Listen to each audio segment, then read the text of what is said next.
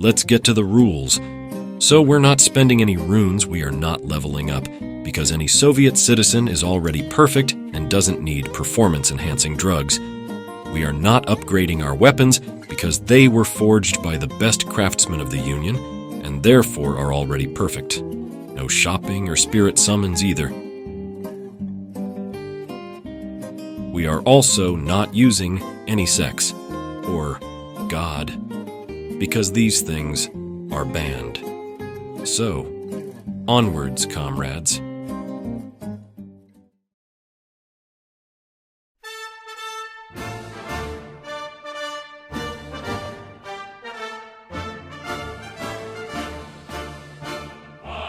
Before we can fight, we need what every revolution needs.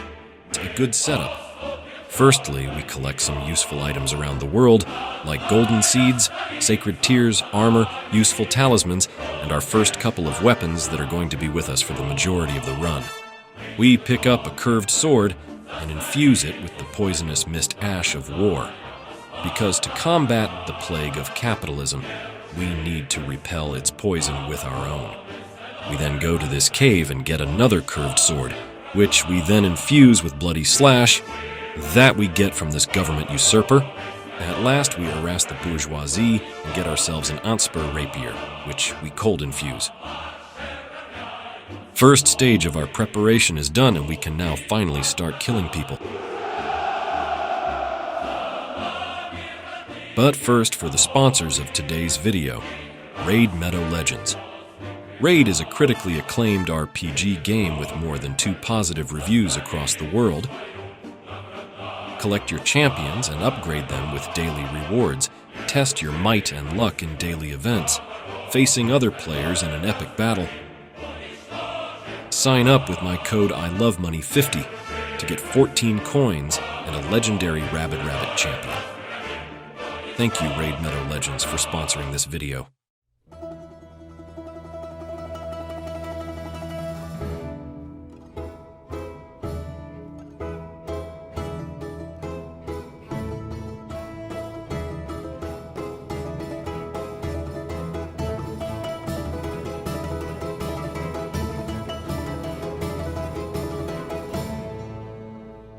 Margit is the perfect demonstration of how powerful this build really is.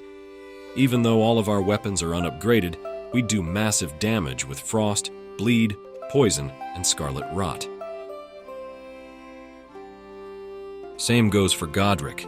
Things aren't doing much damage yet, so with our massive supply of healing we can easily negate any hits. Important to note, this is still a rune level 1, no weapon upgrades run, which is incredibly difficult. You still have to play extremely well. This is not a problem for me since any citizen of USSR is on another level of human evolution. Anyways, Godric goes down without much effort. Now this is where things get difficult. We have 3 gluttonous capitalists blocking our way into Lyondell. To continue our revolutionary mission, we need to defeat at least one of them. Obvious choice here would be Renala, since she has the least amount of health.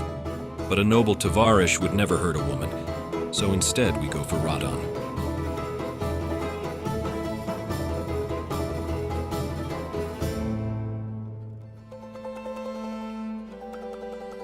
Despite him being weak to poison and rot, and despite there being people who support our cause in his arena, he is a problem. He hits really hard, has a tendency to one-shot us, and it's clear that we need a little bit of a boost in range.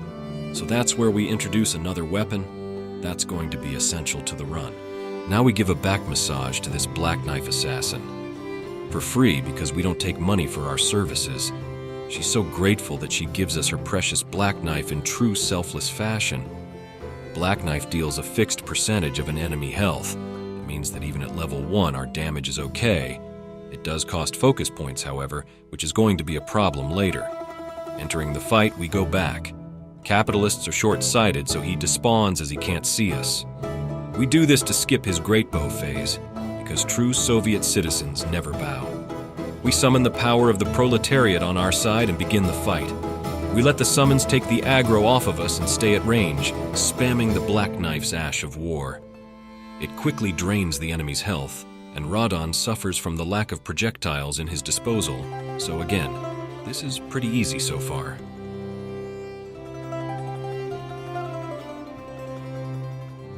Now that we have a second great rune, we can enter the capital. Our way is blocked by the draconic tree sentinel, but I have a plan. It involves killing this bug in Weeping Peninsula and this mariner in Limgrave.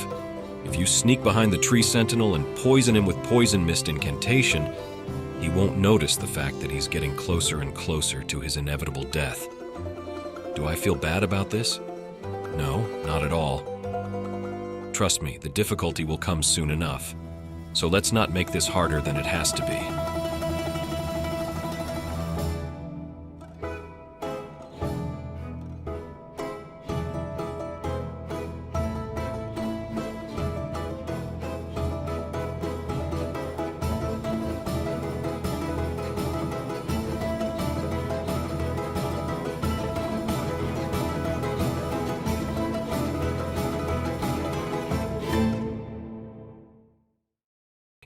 Speaking of difficulty, no, not you, Goldfrey.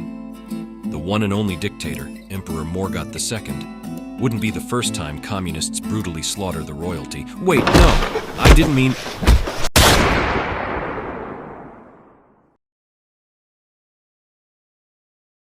Hello, I'm your new voiceover man. I will be replacing your old commentator for a little bit. He was unwell, saying some nonsensical things and is now being talked to his senses. So, we have some useful items to collect before we face our next opponent. We get this helmet for +2 extra faith, and this chest piece from Stormvile Castle for 1 more. Now, with faith-boosting talisman, we have exactly 18 faith, just enough to use Black Knife without drinking our physic. Margit's Shackle is another useful tool, but it's inaccessible to us, locked behind a paywall once again.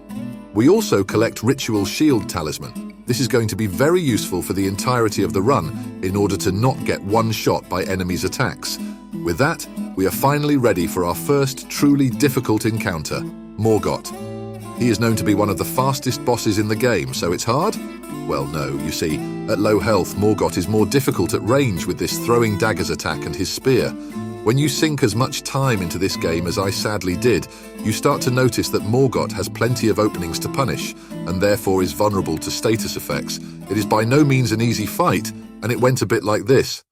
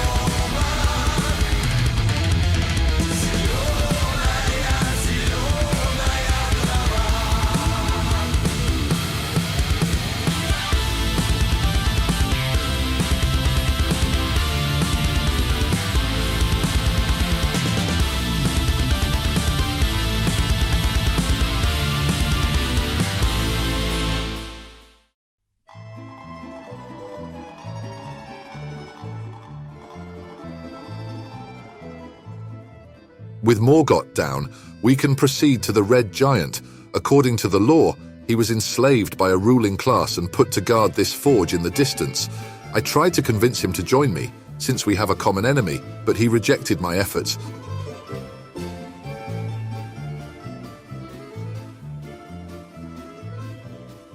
Actually pathetic, a puppet defending his masters. I have a special plan for you, I will come back later. Our plan involves convincing Okaina to jump off this cliff, going to a shaded castle for a robotic hand and giving it to this conveniently one-armed woman. Then we face this specific Godskin apostle, who was way harder than he should have been. With the religion successfully eradicated once more, we get this weapon with a peculiar ash of war, Black Flame Tornado. It's an extremely slow-hitting attack, but it deals massive percentage-based damage, which is going to be very useful for a slow target with a big health pool, a target such as the Red Giant. After obtaining Millicent's prosthesis with absolutely no war crimes to see here, we return to Fire Giant with our new setup. This attack absolutely melts him, but it's hard to pull off. Giant one-shots us with every attack, and we can withstand exactly one hit thanks to a bubble tear in our flask of wondrous physic. In the end, we kill him hitless, because it's pretty much our only choice. After yet another sacrifice for a noble cause, we make our way to Farum Azula, a city slowly crumbling just as all capitalism-corrupted cities eventually will be. Godskin Duo is next on our list.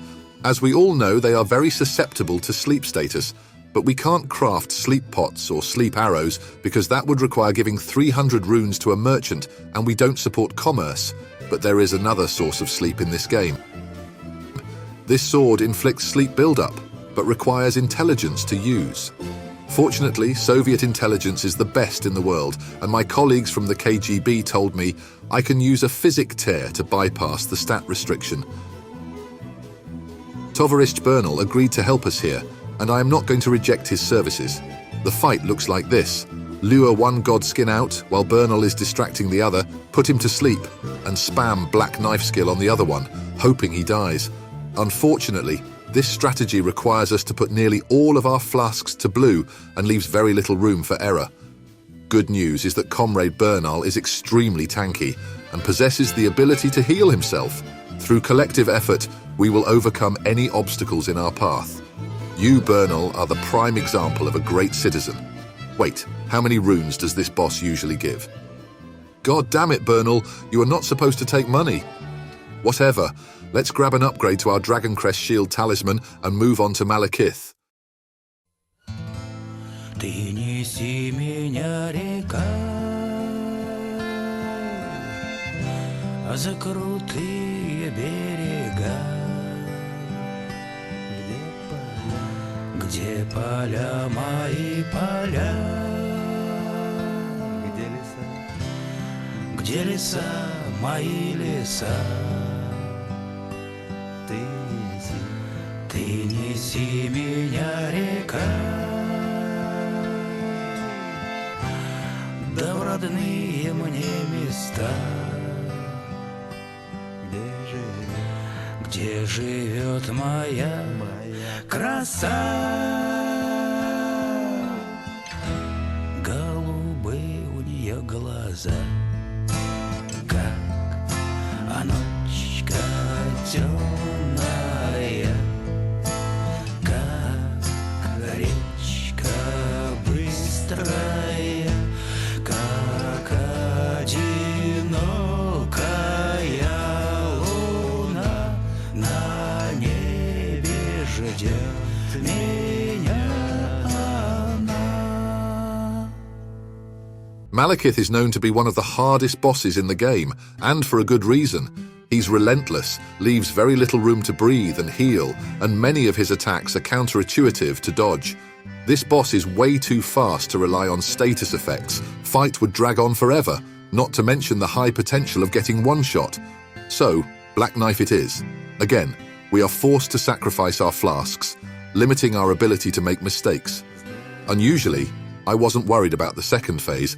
Malekith has plenty of big openings and tends to dodge less often. First phase, on the other hand, is extremely agile and aggressive. But there's a method to the madness.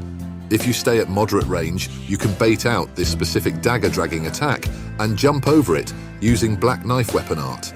It works most of the time. After doing this for a couple of minutes, we move on to the second phase. After that, it's just a matter of dodging his attacks. It's a difficult fight, but it is enjoyable and fair, and before long, we kill a dog.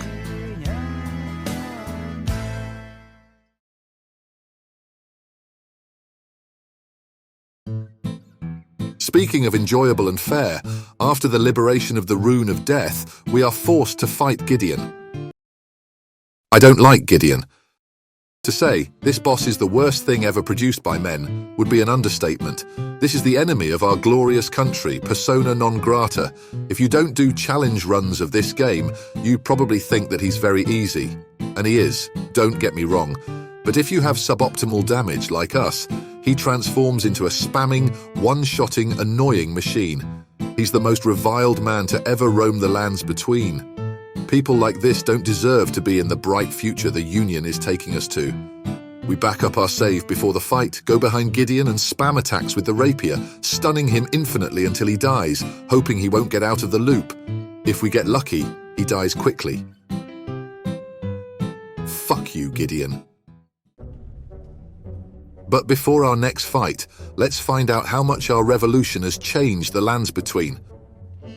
We're nearly at the end of our war with capitalism. We must have changed something. Let's ask this citizen of Lyondell. Sir, are you happy that you will finally be freed from the tyrannical regime of Queen Marika and her servants? I see. You don't want to be happy, but that's fair. Your lord is still alive after all. You can't accept the changes yet. All right, what about the military? Let's ask the soldiers of Redmayne Castle.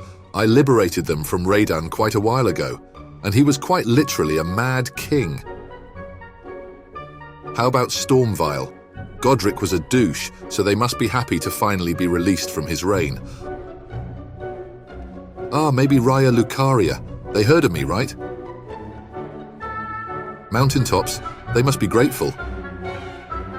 At least merchants must be going out of business, right?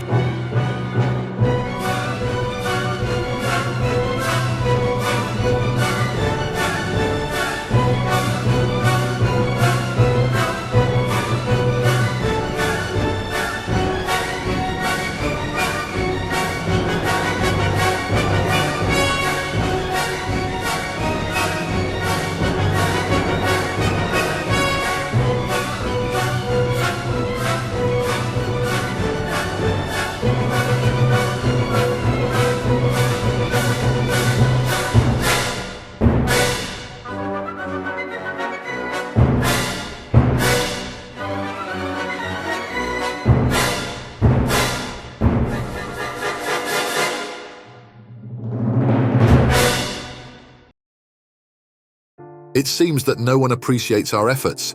Nobody wants to live in our capitalism-free utopia. They hold on to their possessions. They refuse to see the bigger picture. Fine. If you don't want to be happy, I will fucking force you to. Daddy Marx is going to teach you. Bring it on, Godfrey.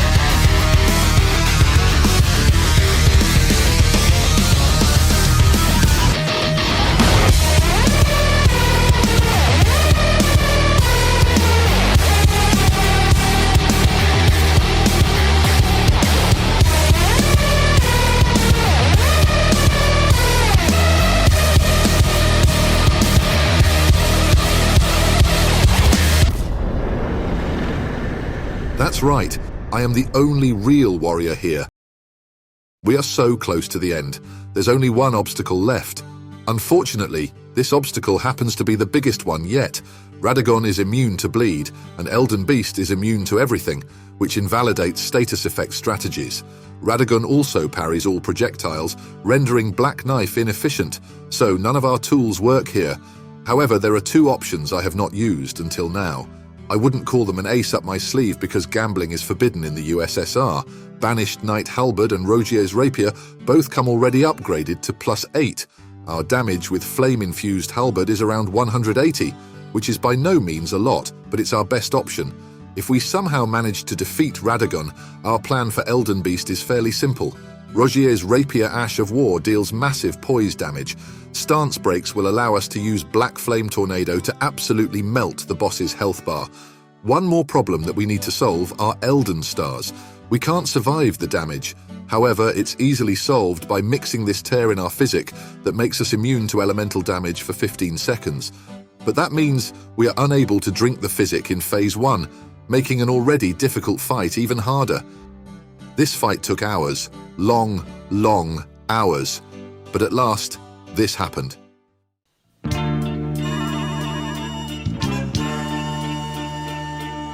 По воле Рога так случилось, или это нрав у нас таков? Зачем троим, скажи на милость, такое множество врагов? Но на судьбу не стоит дуться, там у других вдали Бог весть, а здесь у нас враги найдутся.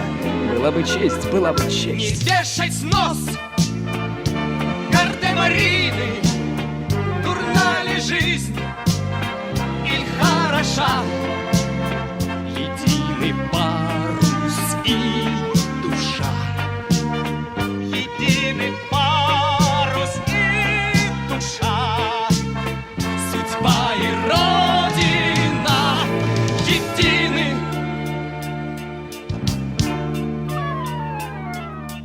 В делах любви, как будто мирных, стезя влюбленных такова, что русский взнос за счастье милых не кошелек, а голова.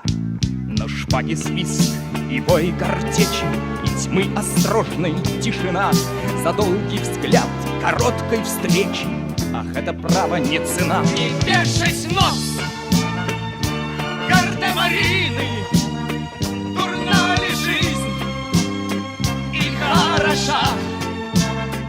Единый парус и душа, единый парус и душа, судьба и родина едины.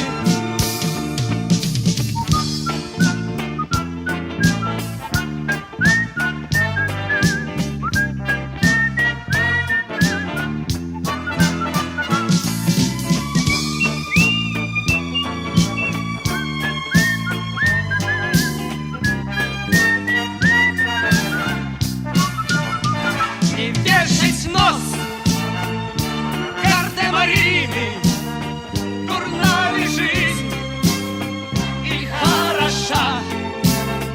Единый парус и душа, единый парус и душа, судьба и родина едины.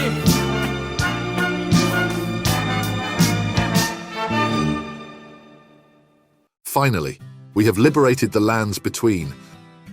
We sit on our throne, ready for the new age to come, our age, the age of communism. Now please stand up, National Anthem of USSR is playing.